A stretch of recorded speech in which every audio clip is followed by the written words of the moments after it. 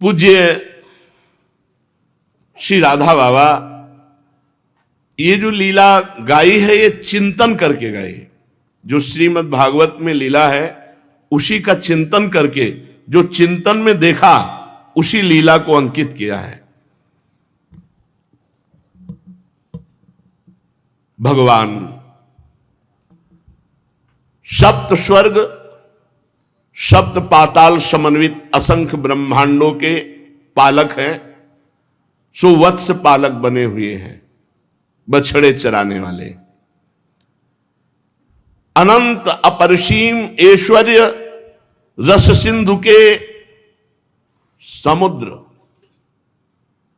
जो अपने जनों को डुबाकर प्रेम में मस्त कर दे, वो ब्रजेंद्र तने बने हुए नंद बाबा के लाडिले बने हुए रोज बछड़ा चराने जाते हैं।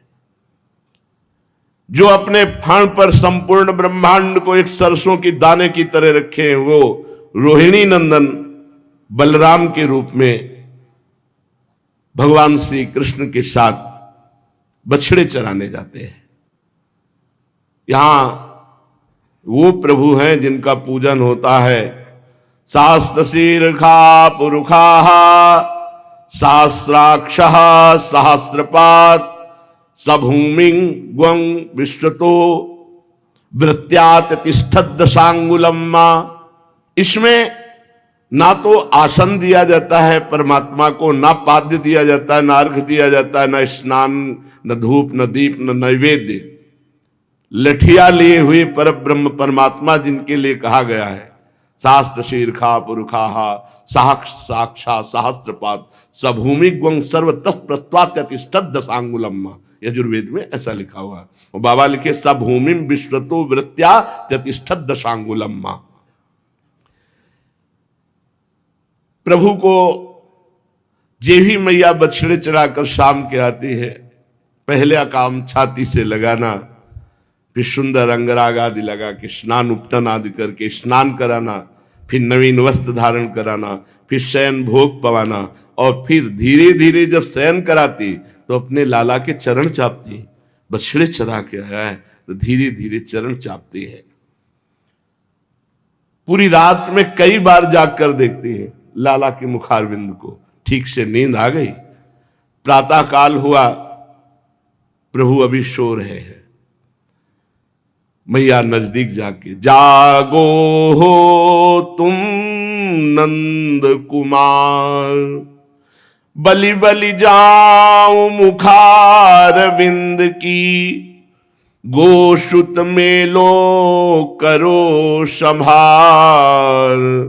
जागो हो तुम नंद कुमार, आज कहा सोवत त्रिभुवन पति, और बार तुम उठत सवार।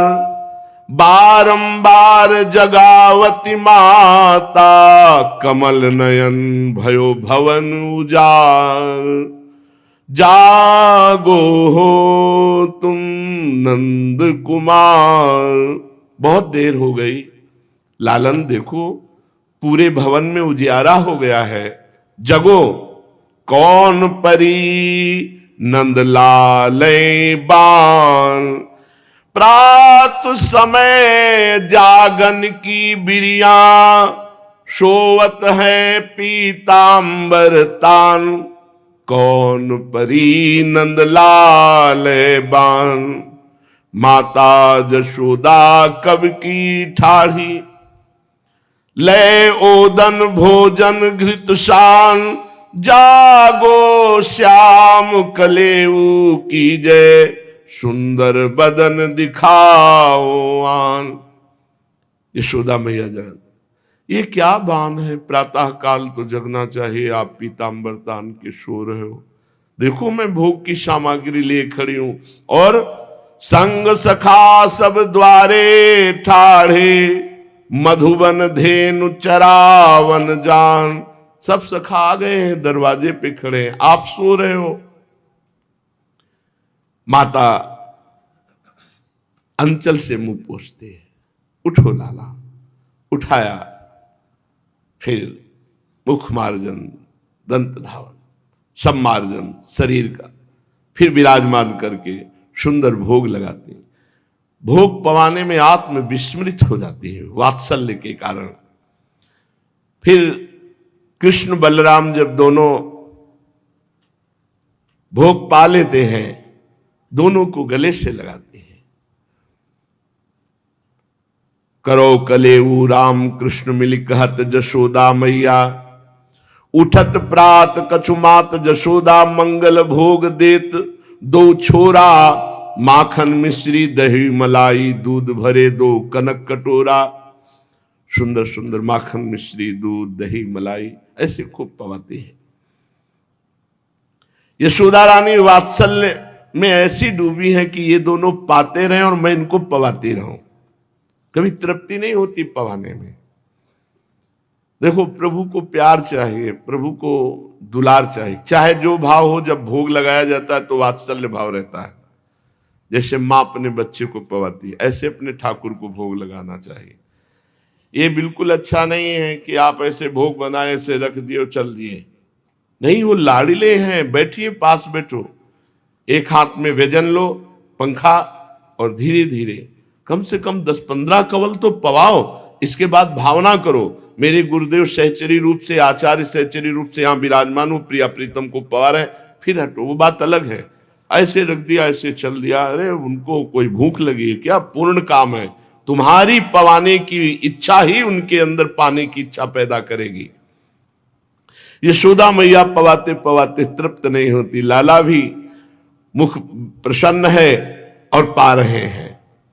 फिर मैया को एकदम ऐसा लगता है कि कहीं नील मणि इतना पाते चले जा रहे हैं, कहीं पेट में अपच ना हो जाए। लाला बस आचमन कर ले, बहुत देर से पा रहा है। वात्सल्य में संशय भी होता है। सर्वलोकपाल भगवान वत्सपाल बने हुए बलराम जी के साथ गोप सुंदरियां दर्शन कर रही हैं। सबके हृदय में एक अद्भुत आनंद का नृत्य हो रहा है। अब शीघ्र से शीघ्र अपने सब बच्चों को एकत्रित करके सखाओं के साथ तौ वत्स पालकौ भूत्वा सर्वलोकैक पालकौ सप्रात रासौ गोवत्साश्चारयन्तो विचेरतु। प्रातः काल ही अपने बछड़े लेकर सखाओं के साथ वृंदावन में चराने के लिए गिरिराज जी की तलहटी में, जब वत्सासुर मारा गया था तो संगोष्ठी हुई थी सखाओं की। कोई भी ये बात जाकर ब्रज में अपने अपने घर नहीं कहेगा, नहीं कल से हमारा बंद हो जाएगा वत्स चराना। मैया और बाबा बिल्कुल आने नहीं देंगे। वत्सासुर को भगवान ने मारा, पर इसकी खबर किसी को नहीं लगी, केवल सखा जानते हैं बस। वत्सासुर कि अगर वध की बात ब्रज में फैल गई तो आशंका हो जाएगी, अपने सबका मिलना, बछड़े चराना, ये सब बंद हो जाएगा। श्री कृष्णचंद्र जो स्वच्छंद रूप से बलराम जी के साथ सदा की भांति वनगमन, वत्सचारण और वन क्रीड़ा अबाध चल रही है। कोई कोई ने ऐसा कि वत्सासुर मारा गया, पर ये किसी को विश्वास नहीं हुआ कि अगर मारा गया होता तो श्री कृष्ण बलराम भी बताते। किसी ने ध्यान नहीं दिया इस विषय पर जब वत्सासुर मारा गया तो मथुराधिपति कंस भयभीत हो गया। गुप्तचर ने बताया उसी ने मारा है, जिसने पूतना को मारा, सक्टासुर को मारा, तृणावर्त को मारा, उसी ने वत्सासुर को मारा। प्रतीत हो गया यही मुझे मारेगा। कानों में ऐसा लगा जैसे वत्सासुर मारा गया। कंसस्तु तस्माद् वत्सपादपि वत्सासुर निर्वासन मपसर्प मुखादिशमिव कर्णरंध स्पर्श मात्रेणांत संभुई भ्रशम दृशो निमीलयामास। आंख मीच लिया कंस, लंबी लंबी सांसें लेने लगा। बहुत संज्ञा शून्य है। अब क्या किया जा सकता है? जीवन में यह समय कंस का बहुत कष्टप्रद जा रहा है। नहीं तो बड़ा यशस्वी था, बड़ा बलवान था, कोई समस्या ही नहीं थी। मानो निष्प्राण जैसा हो रहा है। कौन है अब जो मुझे बचा सकता है? तेन दशमी मिव दशाम प्रापिता सातु मंत्र भी कथनचिद वधापिता। मंत्रियों ने कहा आप चिंता क्यों करते हो, मारा जाएगा, वो बहुत से उपाय हैं। हंत संभाविता दंभान्विता बहवा प्रस्थापिता न तू तैर्भद्रम किंचिदपि संचितम। कंस ने कहा कितने छद्म वेश धारण करके मैंने राक्षस भेजे, किंतु उसका तो अमंगल हुआ नहीं, वो मारे गए। फिर गंभीर हो गया कंस। मंत्रिमंडल पुनः विचार करने लगा। देव केवलम वकमत्र बलमवलंबामहे यतस्तज्जातवेव दंभ संभारा गंभीरायन्ते। स्वामिन, एक उपाय है। बकासुर को तो आप जानते ही हैं, आपका बहुत परम प्रिय मित्र है, और महाबली है, और उसकी चोंच में इतनी दम है कि वो पूरे लोक को लोक समेट सकता है। ये मार देगा। श्री कृष्ण वन में बछड़े चराने आते हैं, बकासुर जाएगा, मार देगा। कंस मुस्कुरा पड़ा, अरे मेरे मित्र बकासुर को बुलाओ, मैं तो भूल ही गया था। एक एक करके आहुति होती जा रही है। उल्लास में भर के कंस ने अनुमोदन करते हुए कहा, आम आम मम सुहृतमासा एव केवलस्तत्र प्रस्थापनाय स्थाप्यताम। हाँ हाँ, बहुत ठीक है, मेरे उस सुहृतम बकासुर को सामने बुलाया जाए। ये पूतना का भाई है बकासुर। कंस के सामने बकासुर उपस्थित हुआ। अत्यंत पराक्रमी बकासुर तब से मित्र बना था।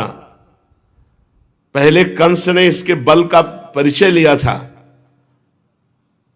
कंस को ऐसे मुख में रखा जब युद्ध प्रारंभ किया। कंस ने प्रचंड पराक्रम दिखाया। बकासुर उगल दे, रोक दिया ऐसी उसकी चोंच को। बकासुर ने पूरा पराक्रम दिखाया। फिर बकासुर ने और कंस ने, दोनों ने कहा हम दोनों मित्र हैं, केवल बल प्रदर्शन कर रहे हैं, इसलिए दोनों समान बलशाली हैं। अब तो बड़ा उसको आनंद हुआ कि मैं देख चुका हूं पराक्रम बकासुर का। बकासुर से कहा तुम्हें उसी बालक को मारना है जिसने तुम्हारी बहन को मारा था। बकासुर की आंखों में आंसू आ गए बहन की याद करके, और कहा एक बार मुझे अवसर मिले मैं उसे चूर्ण कर दूंगा, अपनी बहन का बदला लूंगा और उसको मारकर अपनी बहन को, हृदय को शीतल करूंगा। विलंब मत करो, जाओ। आदेश है, कंस ने आदेश कर दिया। उसने पूरा कैसे जाना, क्या करना है, विधान बनाया। प्रभु सहज स्वभाव में बछड़े चरा रहे हैं और गो पालों के साथ खेल खेल रहे हैं। त्रिभुवन मोहन सौंदर्य, मधुराति मधुर बाल भंगिमा, और जैसे क्षीर समुद्र में लहरें आती है ऐसे बछड़े, अपार बछड़ों की राशि। परमानंद में निमग्न भगवान श्री कृष्ण क्रीड़ापरायण गोप शिशुओं के साथ हैं, साथ में बलराम जी हैं। और प्रभु एक बार बंकिम दृष्टि से पूरे क्षेत्र को निहारते हैं। कोई आया तो नहीं, कोई राक्षस तो नहीं आ गया। पूरे बछड़ों को, सखाओं को, सबको एक दृष्टि में निहार लेते हैं, फिर खेलते हैं। धीरे धीरे आगे बढ़े, नवीन नवीन घास थी, बछड़े चरने लगे। मनोहर लताओं की पंक्तियां हैं, परम सुंदर भूभाग है ब्रज का। तो उल्लास में भरे रामकृष्ण गोप शिष्यों के साथ प्रथम चेष्टा कि वत्स जो बछड़े हैं इनको जल पिला दिया जाए और हरी हरी घास में छोड़ दिया जाए। सखाओं ने ऐसा ही किया, सब बछड़े घेर कर सुंदर जल पिलाया और पास में छोड़ दिया। स्वम स्वम वत्स कुलम सर्वे पायिष्यन्त एकदा गत्वा जलाशयाभ्यासम पायित्वा पपुर्जलम। जब बछड़े जल पी चुके, हरी हरी घास चरने लगे, भगवान श्री कृष्ण गोप बालकों के साथ क्रीड़ा कर रहे हैं। उसी समय दृष्टि पड़ी, ऐसा लगा कोई पर्वत गिर पड़ा क्या, विशाल काय चोंच। तो नीचे का हिस्सा लगा कोई पर्वत टूट के गिर पड़ा क्या। ते तत्र दृशुर बाला महासत्वम वस्थितम तत्सुर वज्र निर्भिन्नम गिरे श्रृंगम्युचितम। ऐसा लगा मानो देवराज इंद्र ने किसी शिखर पर वज्र प्रहार किया और टूट के गिर गया हो। और वो बकासुर था, भारी चोच, एक आकाश में और एक नीचे, विशाल। सावई बको नाम महान असुरो बक रूप धृक, बगुले का रूप धर के। कुछ सखाओं ने कहा श्री कृष्ण ये क्या है, हमने तो कभी पीछे इसे देखा नहीं। एक लंबी सी शिखर पड़ा है मानो। तो जो श्री दामादि बड़े सखा थे उनका शिखर नहीं है, बगुले की चोंच है। एक देखो ना ऊपर आकाश को छू रहे, एक नीचे पृथ्वी को। ऐसा बगुला तो हमने देखा नहीं। धरणि तल मुन्न मयन्निव धरणि तल निहतोत्तर चंचुदेव। नीचे की चोट पृथ्वी पर, ऊपर की आकाश में। मानो धरणी को उत्पाटित, पृथ्वी को उखाड़ लेगा ऐसी भारी वज्र जैसी चोच। स्वर्ग में ऊपर और एक नीचे पृथ्वी पे, ऐसे भी दैत्य इतना विशाल कि खेलते खेलते सखाओं के सहित आएंगे हम एकदम। वो धनुष राक्षस विस्फारित नेत्रों से देख रहा है इनमें कौन कृष्ण है, सबसे विशाल बगुले का रूप धर के। जे भी देखा मोर मुकुट पीतांबर, समझ गया यही महाबलशाली। अभयद भुज दंड मूल पीनंस सानुकूल, कनक निकस लसिद कुल दामिनी धर की। उर पर मंदार हार मुक्ता लरवर सुधार, मत दुरद गति तियन की देह दशा कर की। ऐसे नव किशोर। और भगवान ने दृष्टि डाली, अच्छा बकासुर तुम आए हो, तुम्हारा नंबर है। सखाओं से कहा दूर, ये पक्षी कुछ अलग दिखाई दे रहा है। भैयाओ आकारात पक्षी तुल्य स्याद व्यापारा न पक्षीवत, बकः किम नवकः साक्षात कूटवत स्थिति रीक्षते।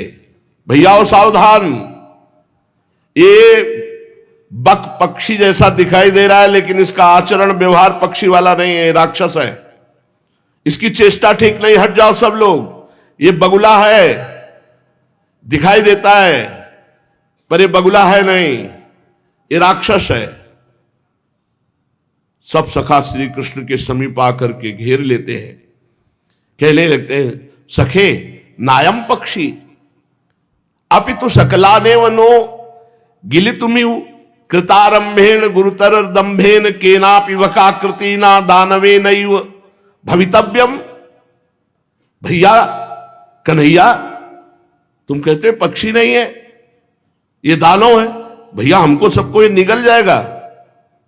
ये तो छद्म वेश धारण किए हुए बगुले का कोई दानव है, आपने कहा भाग निकले सब। आदेश हो तो अभी भागे हम सब। कैलाश शिखर शिखर द्राघीशया शरीरादपि दीर्घ दीर्घ तरा चंचु पुटदास्यम कथाम पलायनम अपि। ए भैया कैसे भाग पाओगे, आकाश तक इसकी लंबी चोंच है, जहां जाओगे वहीं पकड़ लेगा। सखाओं की बात सुनकर श्री कृष्णचंद्र जो मुस्कुराए, बोले बिल्कुल भागने की जरूरत नहीं। इसकी सामर्थ्य क्या है कि तुम्हें छू सके, भयभीत मत हो, मैं थोड़ा देखता हूं इसका बल। और चल पड़े बकासुर की तरफ। सर्वज्ञ, सर्वविद, सर्वबल केंद्र स्वयं भगवान ब्रजेंद्र नंदन बाल रूप, सब कुछ पता है उनको, कौन है, किसके द्वारा भेजा गया है, क्या करने आया है। पर एकदम सीधे साधु स्वभाव बालक। बकासुर समझ रहा है कि कुछ जान नहीं पाए। मुग्ध बालक की भांति भगवान उसके नजदीक धीरे धीरे पहुंचे। पुंडरीक लोचनस्तम जानन्नप्य जानन्निव तस्य तुंड सन्निधिमेव गमने वधिम चकार। कमल नयन भगवान जानते हुए भी अनजान बन करके उसके चोंच के समीप गए।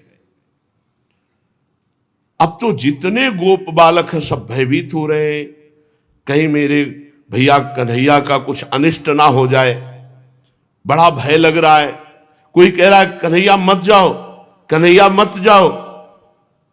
अखिल लोकों के भय को मिटाने वाले अभयदाता भगवान सन्निकट पहुंचे बकासुर के, और बहुत सावधान है। किंतु वो बकासुर उचका और धीरे धीरे पैर करके श्री कृष्ण के समीप वो भी आ रहा है। और भगवान ऐसे मुग्ध होते हुए जा रहे हैं। अचानक उसने ऐसा झपटा मारा कि भगवान को अपने चोंच में ले लिया। आगत्य सहसा कृष्णम तीक्ष्ण तुंडोग्रसत बलि। महाबली बकासुर ने भगवान को अपनी चोंच में ले लिया। अब तो सब सखा जोर से आर्तनाद करने लगे, हा कृष्ण। जितने भी बछड़े थे वो सब देख देख कर रुदन करने लगे। सब भगवान से प्रेम करते हैं। गोप शिशु, गोप बालक, आह मानो प्राण निकल रहे हैं। मेरे कृष्ण को इस बगुले ने अपनी चोंच में ले लिया, अब क्या होगा।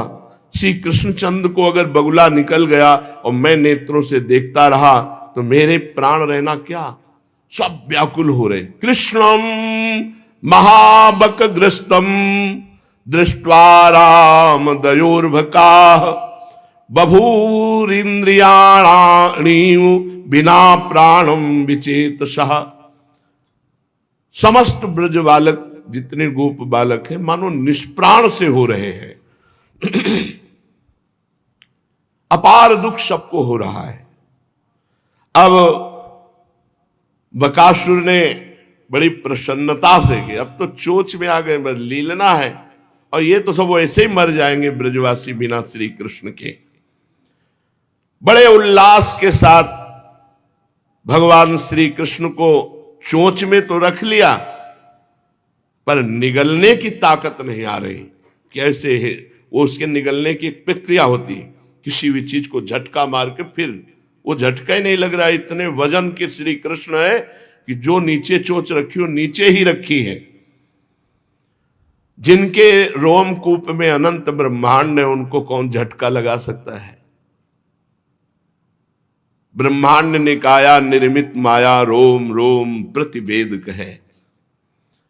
असंख्य ब्रह्मांडपति जगत सृष्टा अनादि बलशाली बल के समुद्र भगवान श्री कृष्ण एक क्षुद्र बकासुर क्या, उसने बार बार प्रयास किया कि झटका मारकर इनको उदर में ले ले, संभव ही नहीं।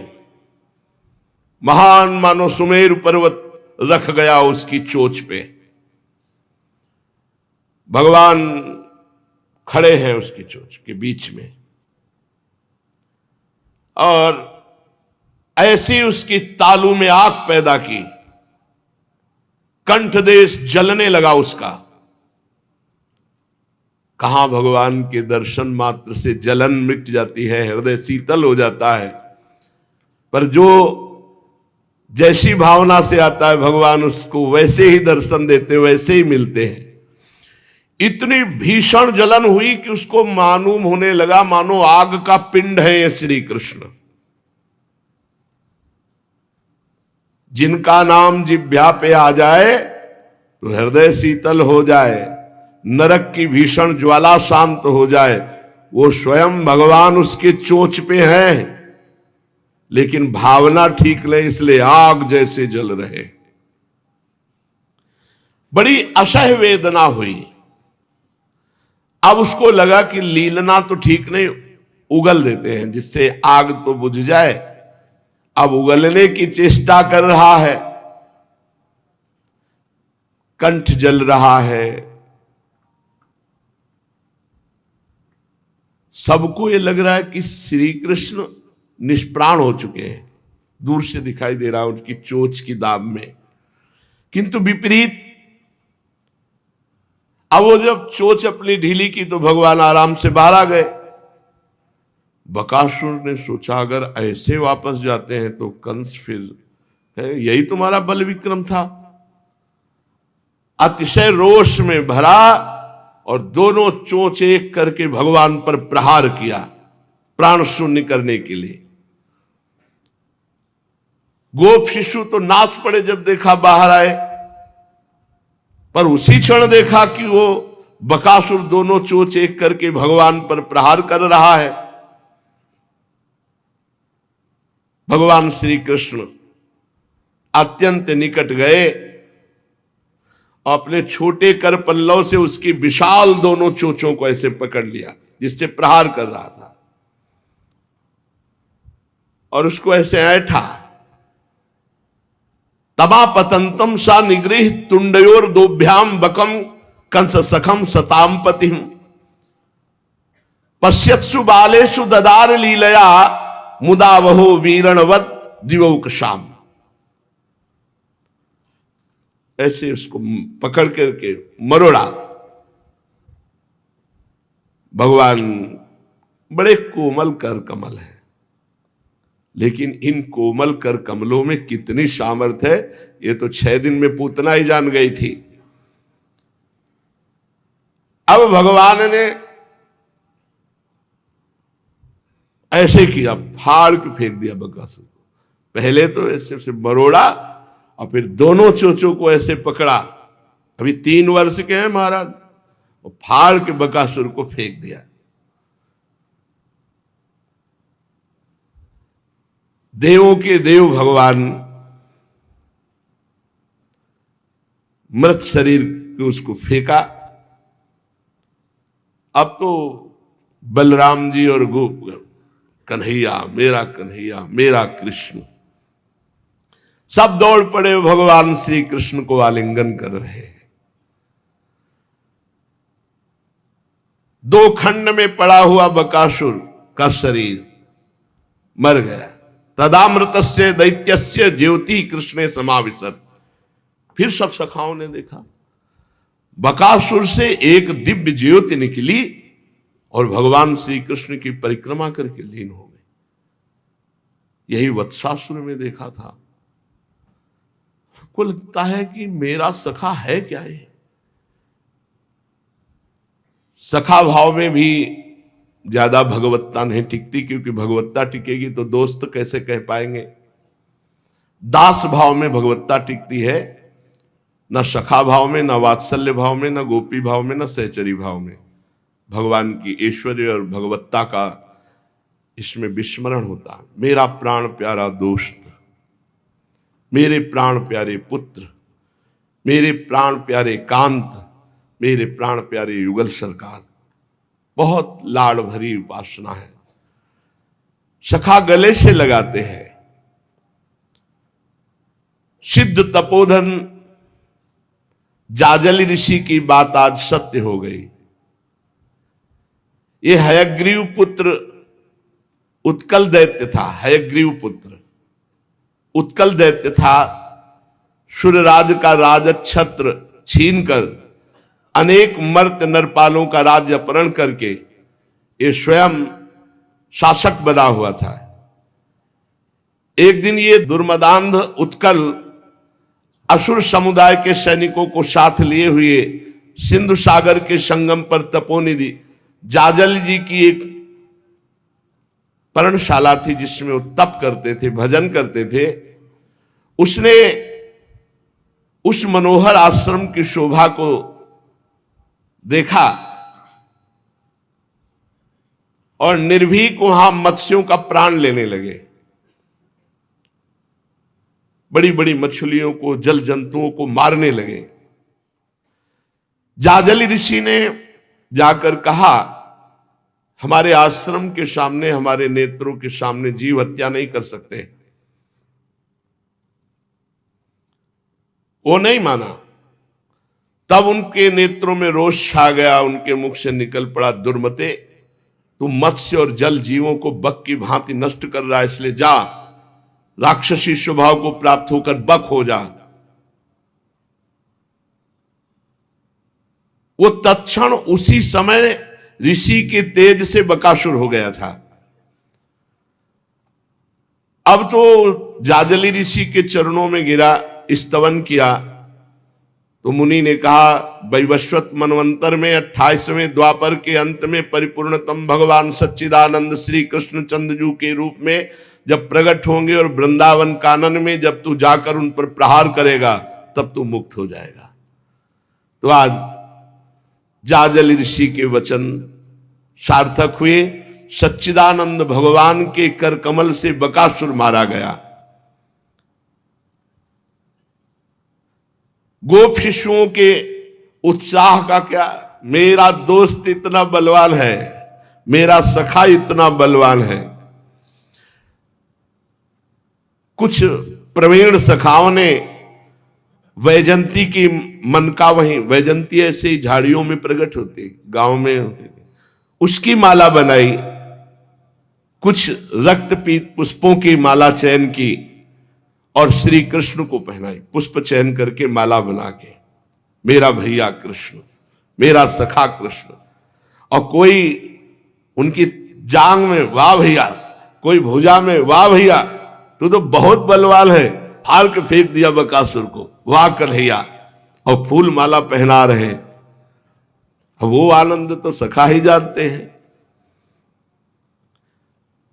अब इतने आनंद में थे कि सूर्य कब ढल गया, रात्रि का प्रवेश हो रहा है। भगवान श्री कृष्ण ने कहा, भाई देख रहे हो अंधेरा आ गया, गोवत्सों को एकत्रित करके घर की ओर चलो। किंतु सब उत्साह में प्रथम बार सखाओं के आंसू बहे कि कन्हैया, अगर तू इस बकासुर को न मारता तो ये हम सब सखाओं को खा जाता। अपने अपने मन के मनोनीत भाव श्री कृष्ण चंद्र जी को, कोई नए नए कोमल पत्तों को लाता है और धागे में पिरोकर श्री कृष्ण को, कोई धातु लाता है, श्री अंग में चित्रकारी करता है। बका बिदारी चले ब्रज को हरि, सखा संग आनंद करत सब, अंग अंग बन धातु चित्र करी, बका बिदारी चले ब्रज को हरि, बनमाला पहिरावत श्याम ही, को बार बार अकवार भरत धरी, कंस निपात करेगे तुम ही, हम जानिए बात सही परी। अब भैया में विश्वास हो गया, अब हमें कंस से भी डर नहीं है, हमारा कन्हैया कंस को भी पछाड़ कर मारेगा। संध्या हो गई, बड़ा विलंब हो रहा है, मैया के तो प्राण सूख रहे, कहीं कोई अनिष्ट ना हो गया हो।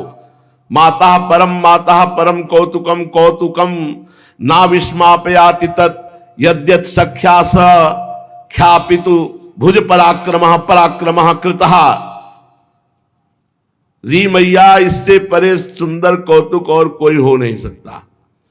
ये पृथ्वी पर भला किसे विस्मित नहीं करेगा।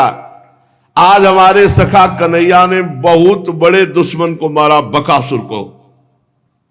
वो आक्रमण करने आया था, कन्हैया ने अपनी भुजाओं के बल से चीर कर फेंक दिया। ऐसा तभी हम कह रहे थे कुछ जरूर हुआ, क्योंकि आज विलंब हो गया, अनिष्ट आशंका से भयभीत हो गई। ये क्या? अनिष्ट आशंका से बचने के लिए तो गोकुल से वृंदावन आए थे, दो को पछाड़ चुके वृंदावन में, वत्सासुर बकासुर। बार बार अपने लाला के मुखारविंद की ओर देखती हैं।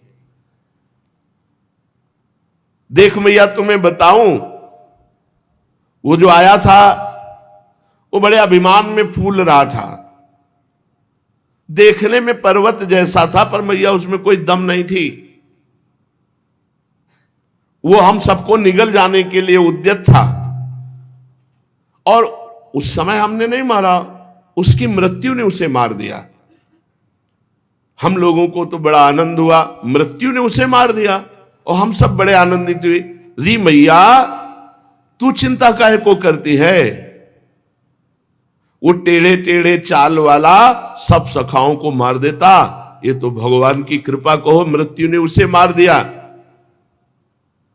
हम तो केवल एक निमित्त मात्र बने, ऐसे पकड़ा, ऐसे, वो उसमें कोई बल था नहीं। और मैया तभी मैं सोचती हूं, इतना बड़ा राक्षस ये छोटा सा कन्हैया कैसे मार सकता है? पर मैया कहने लगी, जिसके कारण मैंने गोकुल का अपना पुराना महल छोड़ा, वो कारण तो अब भी पीछे लगा हुआ है। ये असुरों का भयंकर उत्पात यहां भी हो रहा है, और मेरा नीलमणि मेरे बस में नहीं है, बड़ा चंचल है, बड़ा साहसी है, भयभीत तो कभी होता नहीं, तनिक किसी से डरता नहीं। हाय कहां जाऊं, क्या करूं, कैसे अपने लाला की रक्षा करूं? मैया खड़े खड़े सोच रही। मैया रोने लगी। ये वात्सल्य है। किसी सखा ने कान में बताया, मैया ये बातें केवल ऐसे कह रहा कि मृत्यु ने मारा, वो तो ऐसे ही बिल्कुल बलहीन था उसको। मैया बहुत बलवान था, एक बार तो श्री कृष्ण चंद्र को निगल गया था, ये अपने बल से उसके अंदर से निकला। मैया तो और घबरा गई कि मेरे लाला को निगल, पूरे ब्रजमंडल में बात फैल गई, बकासुर ने श्री कृष्ण को निगल लिया था, श्री कृष्ण ने उसका वध किया। सब ब्रजवासी दौड़ दौड़ कर आते हैं, श्री कृष्ण चंद्र जी को हृदय से लगाते हैं। गोपियों के तो प्राण हैं प्रभु, वो नंद भवन में सब एकत्रित हो जाती हैं, और बार बार सखाओं से क्या क्या हुआ, कैसे हुआ, ऐसे सब बातें कर रही है, और आश्चर्यचकित होकर श्री कृष्ण चंद्र की ओर देखने लगती है। ब्रजेश्वर नंद बाबा, उपनंद आदि प्रमुख गोप, अंत तक सब श्री दामाद को बैठाल करके पूरी घटना सुनते हैं। नंद बाबा तो आंसू बहने लगे और कहने लगे, हे नारायण, हे भगवान, आप हमारे बच्चे की रक्षा। ये भाव, वात्सल्य भाव, कभी बाबा को ये नहीं आता कि लाला ने किया, कभी नहीं आता। बस यही आता है कि मेरे भगवान नारायण ने मेरे बालक की रक्षा की। नंद बाबा तो बस डूब गए भगवान नारायण के चरणों का चिंतन करने में। श्री कृष्ण चंद्र के सुकोमल अंगों को स्पर्श करते, ओह मेरे नन्हे से नीलमणि को कोई खरोच भी नहीं लगी, और दुर्दांत दैत्य मारा गया, ये भगवान नारायण की कृपा। जब सुना कि बकासुर निगल गया था, तब उन्होंने स्पष्ट कहा कि भाई हम आपको सच्ची कहते हैं, हमारे भगवान नारायण हमारे कन्हैया की रक्षा में हर समय रहते हैं। वो तो निगल गया था, मानो मृत्यु ही हो गई थी हमारे लाला की, पर हमारे नारायण ने बचाया। नंद बाबा को ऐसा अनुभव होता है, ये नहीं अनुभव होता कि नारायण का नारायण ये स्वयं ही है। मृत्यु की छाया भी नहीं छू सकी भगवान नारायण की कृपा से मेरे लाला को, और दौड़ करके श्री कृष्ण को हृदय से लगाते हैं, मस्तक चूमते हैं।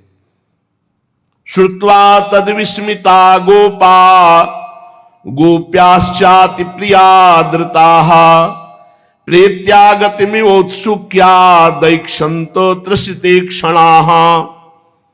जब सबका भाव प्रवाह शिथिल हुआ, तब गोप मंडली ने बैठकर, कितने आश्चर्य की बात है, अब तक इस बालक के लिए मृत्यु के कारण तो बहुत से उपस्थित हुए, पर जो इसका अनिष्ट करने आया उसी का अनिष्ट हुआ।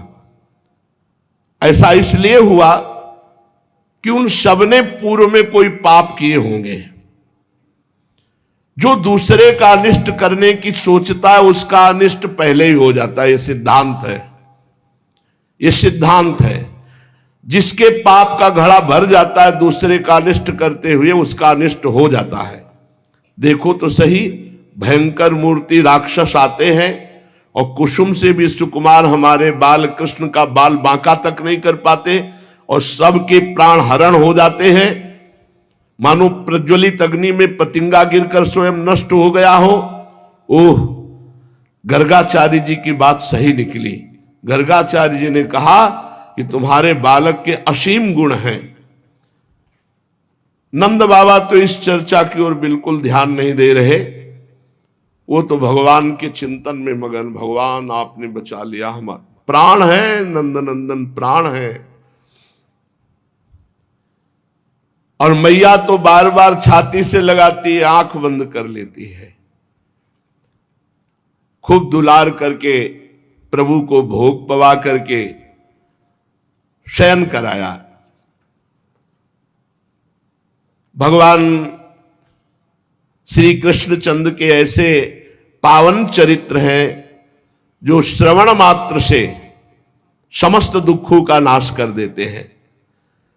बड़ा दुलार करके फिर प्रातः काल जगाया। कंस के पास गुप्तचर ने जाके बताया कि जैसे कोई बीरण को ऐसे चीर दे, ऐसे चीर के फेंक दिया उस बालक ने बकासुर को, तृण की भांति। अब तो कंस के ओंठ सूख गए। बड़ा मार्मिक दर्द हुआ दिल में। अब क्या हो सकता है? उसने बकासुर को भी मार दिया। वत्सासुर मारा गया, बकासुर मारा गया। काफी देर तो मूर्छा सी रही कंस के हृदय में। फिर बहुत व्यथित होकर के थोड़ा सावधान हुआ। राज सिंहासन से उठकर खड़ा होता, फिर वो बैठ जाता। ऐसी विचलता उसके अंदर। पर उसकी खास बात थी, जिधर देखता उसे भगवान नजर आते थे। जिधर देखता उसकी दृष्टि जिधर नीले आकाश में जाती तो श्याम मूर्ति भगवान, बस ये भगवान। यहां तक कि दाल के जीरा में भी उसे कृष्ण नजर आते थे। पाते एकदम भयभीत हो जाता। धन्य है इसकी स्थिति जो हर जगह भगवान नजर आते हैं।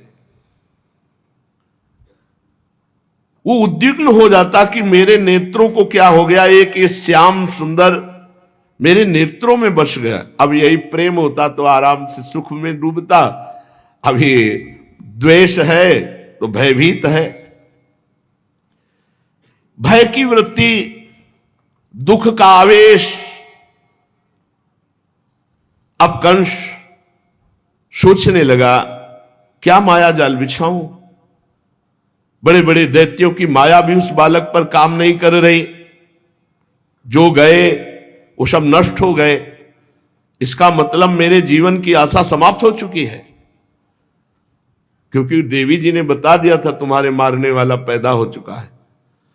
कंस के माथे पर पसीना ही पसीना। इसी समय एक स्मृति आई,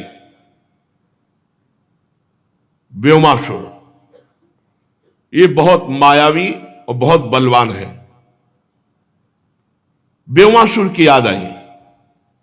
ये कंस के से परास्त होकर कंस की दासता स्वीकार किए हुए था। स्वामी भक्त भी था और बहुत बलवान क्रूर स्वभाव का। तुरंत तरहि व्योमाभिधान दानव मात्र मत्र पात्रम पश्यामा। एकमात्र मेरा उपाय है व्योमासुर उसे तुरंत बुलाया जाए, वो मार सकता है इस बालक को।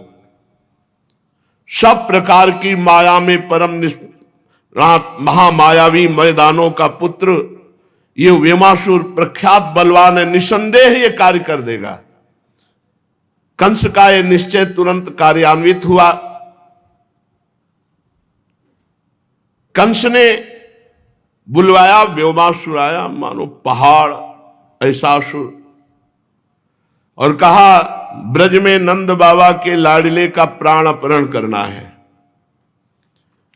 आप ये कार्य कर सकते हो? उसने कहा कोई कार्य है ये? एक बालक को मारना कोई कार्य है? अरे किसी प्रांत के प्रांत को मारना हो तो आप आदेश कीजिए, बालक के मारने की? अरे बोले बालक नहीं है वो, बकासुर वत्सासुर तृणावर्त सक्टासुर पूतना सबको एक बार आप जाइए, केवल उसी को मारना है। कंस प्रेरित व्योमासुर वृंदावन आया। मैया सुबह के बाद गाय नहीं, मैया निश्चिंत रहे। अच्छा तुम्हें अपने नारायण भगवान पर विश्वास है? बोले पूरा। तो बोले बस फिर भगवान नारायण रक्षा करते हैं और रोज राक्षस थोड़ी आते रहते हैं, मैया आप निश्चिंत रहो। किसी तरह मैया को मना करके सखाओं से घिरे हुए असंख्य गोल बछड़ों को लिए हुए भगवान वन में आए। वही सखाओं के साथ खेलना, बछड़ों के साथ खेलना, बड़ा सुंदर वृंदावन। कहीं मोर नाच रहे हैं, कहीं कोकिला कुहू कुहू कर गान कर रही, कहीं सुख सारिका भगवान श्री कृष्णचंद्र के दर्शन से उल्लसित होकर गान कर रहे। बड़ी शीतल मंद सुगंध वायु बह रही है।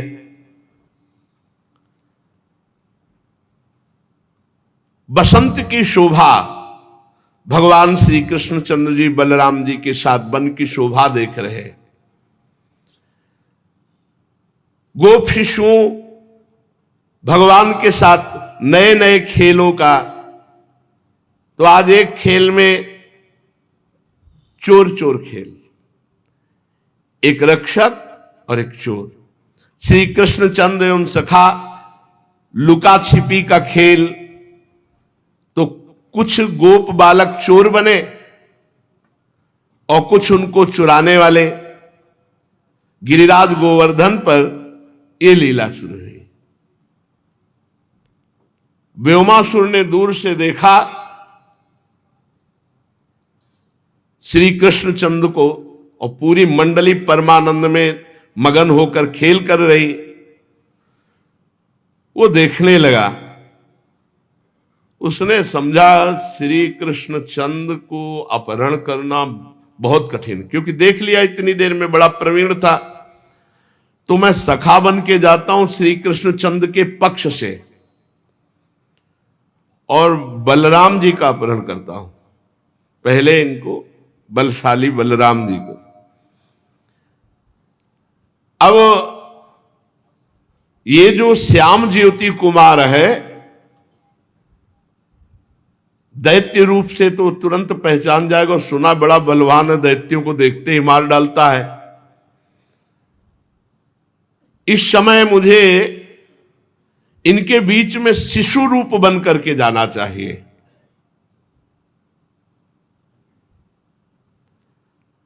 एक एक करके मार डालूंगा सबको। व्योमासुर ने कर्तव्य का निश्चय किया और जैसे शिशु गोप बालक थे वैसे ही गोप बालक बन करके मैं पुत्रो महामायो व्योमो गोप गोपाल वेश गोप बालक का रूप रखकर भगवान श्री कृष्ण के पक्ष में हो गया। किसी गोप बालक ने नहीं जाना। भगवान श्री कृष्णचंद्र खेल में मगन थे और ये व्योमासुर अपनी योजना को पूर्ण करने के लिए चिंतित था। महादानव उन बालकों को जो चुराए जाते थे श्री कृष्ण के पक्ष से, उनको चुराता एक क्षण में जाकर के एक पहाड़ की कंदरा को हटा उसमें डालकर ऊपर से पत्थर सबको एक एक करके 4-5 बालक बचे। छुपा छुपी खेल, उसी में चोर। भगवान विचार, ये सब सखा कहां गायब होते चले जा रहे हैं। सर्वज्ञता शक्ति ने अचिंत्य लीला महाशक्ति को संकेत किया। श्री कृष्ण चंद्रजू ने दृष्टि डाली, कौन ऐसा है। देर नहीं लगी, सखा बने हुए व्योमासुर पर दृष्टि गई। देखो ऐसे ही ऋषि मुनियों की दृष्टि, ऐसे थोड़ी कैसे देख के सब, ऐसा नहीं, वो भागवतिक दृष्टि होती जिससे देखा जाता है। तब देखो शंकर धरि ध्याना, सती जो चरित कीन सब जाना। भक्तवत्सल भगवान देखते, अरे ये तो महाबली व्योमासुर है, हमारे सब सखाओं को ये तो मार डालेगा। भगवान सावधान हुए और वो जो शिशुओं को ले जा रहा था चोर बन करके, भगवान ने पकड़ लिया। बड़ा सुकोमल छोटे से कर पल्लव हैं। तस्य तत्कर्म विज्ञाय कृष्ण शरणदा शताम गोपान्यंतम जग्राहा ब्रकम हरिरिवोज शाम। ऐसे पकड़ा। अब वो सारा प्रयास कर रहा महाबली व्योमासुर, छोटे से भगवान की मुट्ठी से अपनी कलाई नहीं छुड़ा पा रहा। अब उसने अपना राक्षस रूप प्रकट किया, भयंकर बड़ा, छोटे से बाल गोपाल, हाथ पकड़े, विशाल रूप, पर्वत शरीर सदस्य। भगवान ने इसे कस के पकड़ लिया, बार बार छूटने का प्रयास कर रहा है। अंग अंग में पीड़ा, कलाई केवल पकड़ी है, पूरी शक्ति लगा ली, लेकिन भगवान श्री कृष्ण से वो अपने को छुटा ना सका। श्री कृष्णचंद्र जी ने दूसरा हाथ भी पकड़ लिया और दोनों हाथ पकड़ करके एक झटका मारा तो मुंह के बल गिरा, नाक मुंह के बल ऐसे, और दैत्र के मुख पर ऐसे हाथ और दोनों नासा छिद्र में अंगुलियां।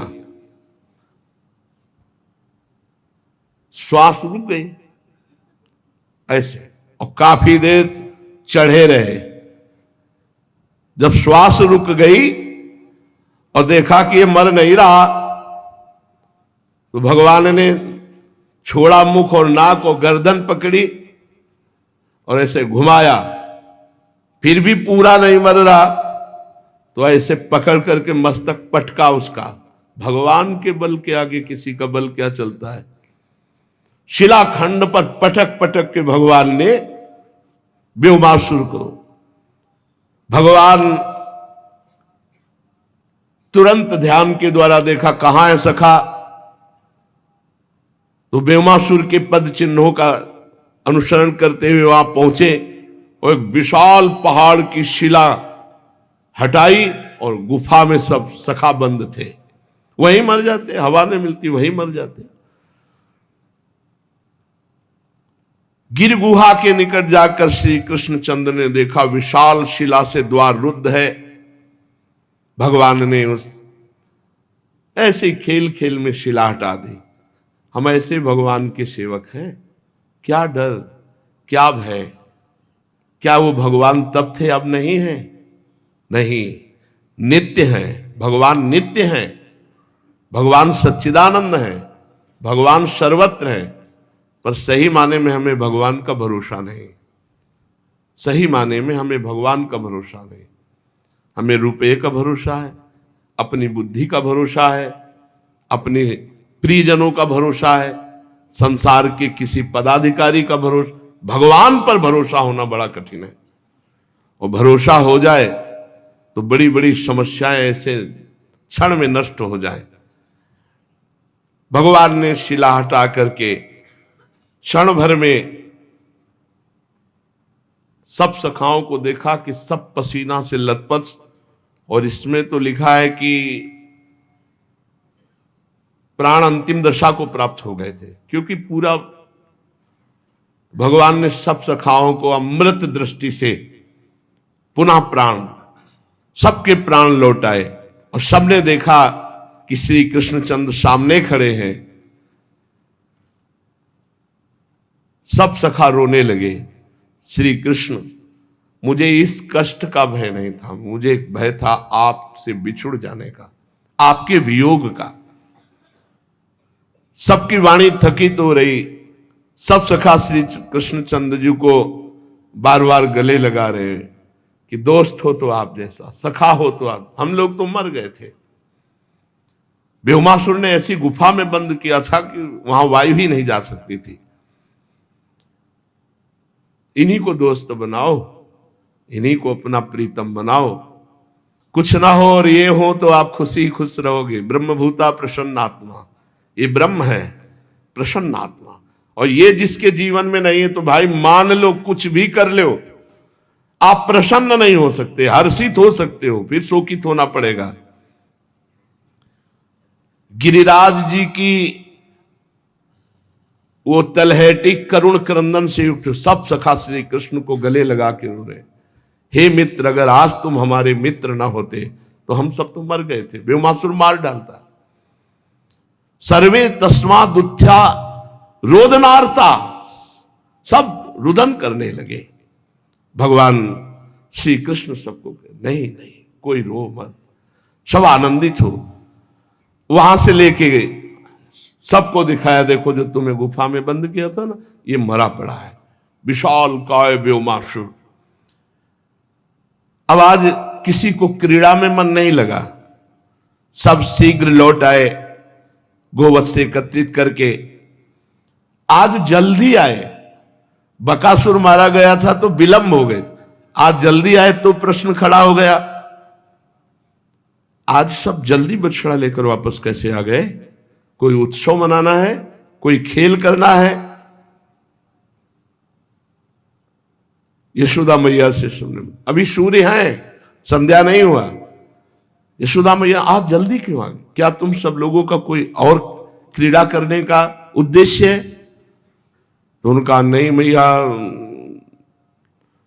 ये हमारे नीलमणि का आदेश था, प्रभु का, कन्हैया का आदेश था, पर बड़ी अमंगलमयी घटना से कन्हैया बचे हैं। और कन्हैया क्या बचे, हम सब बचे हैं। मैया ने कहा क्या हो गया? बोले एक पहाड़ जैसा दैत्य आया था, ब्योमासुर उसका नाम था, हम सबको गुफा में बंद कर दिया था, इसने हमारे प्राण बचाए और ऐंठ ऐंठ के पटक पटक के उसको मार डाला हमारे कन्हैया भैया ने। फिर हमारा मन खेल में नहीं लगा और लगा कि अब बछड़े लेकर वापस। जब कंस को सुनने को मिला कि ब्योमासुर भी मार डाला गया, अब उसके तो होश उड़ गए। पानी लाओ, जल्दी पानी, कि किसी तरह फिर मंत्री बैठा ले। अब क्या हो सकता है कोई है हमारे प्राण बचा सकता है? अघासुर ने कहा अभी तक आपने हमें सेवा नहीं दी, ब्रजेंद्र नंदन की क्या बात है, अगर हम चाहें तो पूरे ब्रजमंडल को एक बार में चबा डालें। ऐसा बड़ा अजगर का रूप धारण करके अघासुर, ऐसा कंस बड़ा सम्मान किया, माला पहनाया, छाती से लगा, भैया तुम्हारा ही भरोसा रह गया है, अब तुम ही रह गए हो जो बलि की वेदी पर चढ़ना है। ये बीड़ा हम आपको देते हैं। तो उनका बस ये समझो हम गए और आए। कंस समझ नहीं पाया, कंस समझा कि ये कह रहा हम गए और काम करके आए, पर बता दिया किसी ये समझो हम गए। जो प्रभु के पास गया वो लौट के नहीं आता। यद्गत्वा न निवर्तन्ते तद्धाम परमम।